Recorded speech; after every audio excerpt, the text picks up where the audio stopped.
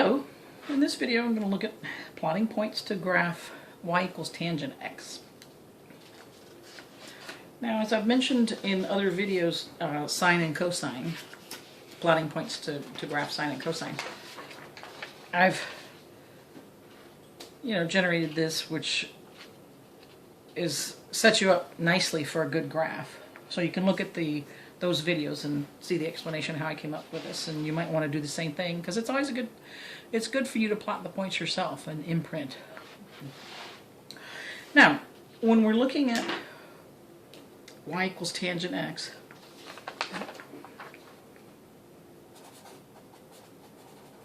again, as with all the trig functions, the input is an angle, right? No matter what I call it, this is an angle.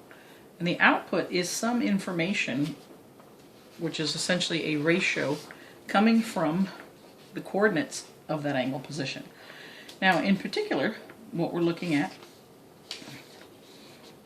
because of the definition of tangent of an angle is defined as the y coordinate over the x coordinate. So, in this case, let me just mention that this x is the rotation. That's this. So, for example, I rotate pi over 6, let's say. That's what this x is, the input to the trig function. And then this x is, for my reference right triangle, how much do I move over? What's my x coordinate, right? Over here. So I would go over in the horizontal square root 3 over 2, which is the length of that side of the right triangle. And then the y coordinate is this right here, the y coordinate, which is the length of the right triangle here. So that's what these different variables symbolize. So let's just take a couple so you can see what we're talking about.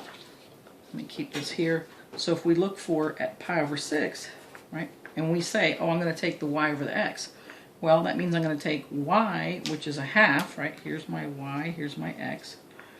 I take a half divided by square root 3 over 2. Now remember, you have a fraction over fraction. You can see it as flip and multiply, or you can see it as I'm going to multiply by 1, but I'm going to do it strategically so that I get rid of my denominator. So I'm going to multiply by 2 over square root 3 and 2 over square root 3. Now obviously this is 1, so I'm multiplying by 1. I don't change the value, just the form. So this goes away, right?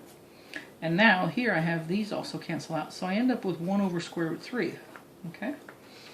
So here, when I show you the chart, that's what I'm doing here. So pi over 6, there's 1/2 divided by square root 3 over 2. I get 1 over square root 3, which if you put that in your calculator, you get 0.58. That's what 1 over square root 3 is.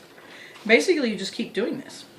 We'll do a couple more. Let's take a look at, for example, pi over 4. Now on that one, the y and the x are the same length, so you have square root 2 over 2 over square root 2 over 2. Obviously this is just 1. Let's look at pi over 3. So pi over 3, y is square root 3 over 2, and x is a half. So you're going to have square root 3 over 2 over a half. Right? So now you can either look at it as flip and multiply, where you're multiplying by 2 over 1, or you're really seeing that you're multiplying by 1, but this is what your 1 looks like. Right? So this cancels out, and these cancel. So you're left with square root 3, and square root 3 is approximately 1.73. Okay? Now, what happens when we get to here? Pi over 2. Well, again, we're still saying tangent of pi over 2 is the y over the x, right? Coordinate. Well, the y coordinate is 1, the x coordinate is 0. So that's undefined, which really is infinity. So what's really happening here? Well, let's take a look at the circle, the unit circle. And what you see, let me put this over here, pi over 4. For tangent, for the triangles, for the right triangles that are between 0 and just under pi over 4, what you'll see is there's a lot more x than y. So at pi over 4, you go over as much as you go up. So the lengths of this right triangle the x and the y are the same. But for angles less than that, like for example at 0, it's all x and no y. But then as you start moving up, like to pi over 6, right? Now what you have is, let's see, we can use a different color. What you'll have is, let's say over here, you know, a lot of x and a little bit of y. And then you, over here, well, over there you have less x and more y. But for all angles less than pi over 4, x is still bigger than y, right? So in this region, x is greater than y. So when you look at the ratio y over x, it's always what? Less than 1. It's a fraction because x is bigger than y. It's only at pi over 4 that y is equal to x. So when you do y over x, of course, you're going to get 1. So what happens is you keep rotating. Well, then things change. What happens then is, let's take an angle position here. You have a little bit of x and a lot more y, right? A little bit of x, a lot more y. You get even further out here, you have even less x and a lot more y, right? So this is a little bit of x and a lot of y. Until finally you get over here, you're all y and no x. That's where you're saying all y, no x. You're dividing by 0, it goes undefined. But this ratio, since you're in quadrant 1, has, and as you're approaching here pi over 2, you know that you're going to a vertical asymptote. These, when you look at the triangle just before you get really to pi over 2, you have a little bit of x and an awful lot of y, but both coordinates are positive. So this is going to go to a positive infinity. Whereas when you get to the other side of this, right, you're over here, then what happens, you have this kind of triangle, right? So as you're approaching this way, your angle this way, you have a little bit of x and a lot of y, but remember in this quadrant, x is positive, I'm sorry, x is negative, right? And y is positive. Let me, wait, let's do that. X is negative, y is positive, right? In quadrant 2. So what's happening is as you're approaching from here, then on this side, you're going to go to a negative infinity, right? It's still going to, and as close as you get here, you're still going to have 1 divided by 0 eventually, but that 0, remember, is the length of the x, and that's coming from negative. So you'll have the y's are all positive, the x's are all negative, so you're going to go to a negative infinity. Okay? So let's see if we can put that together and actually plot these points so it makes a graph that hopefully makes sense. Okay? So now, let's take a look at this. And we're going to graph. Here's y, here's x. We're going to graph y equals tangent x. Okay? So, let me get our... Here's our chart.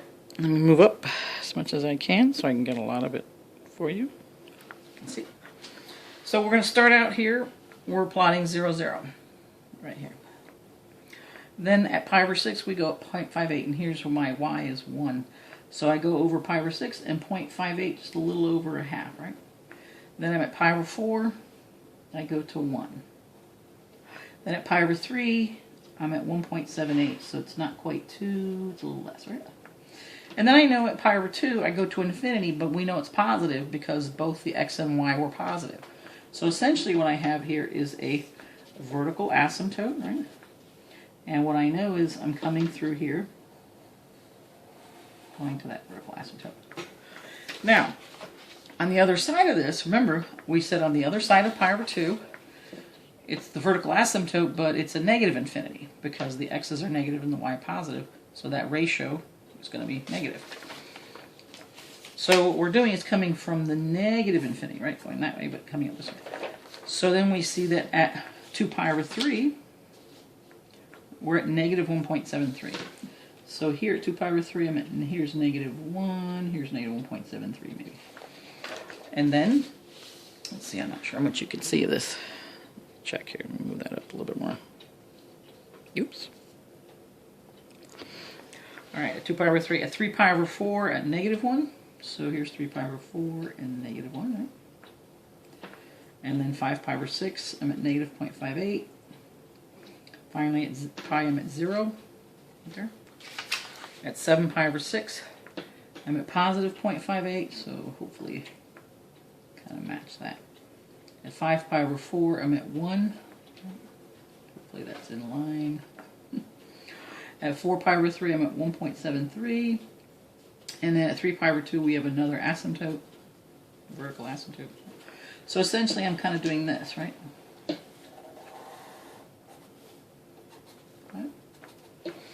And so on and so forth, right? So you can keep doing this, and eventually what you'll do is you'll have this, right? All right. Thanks so much for listening.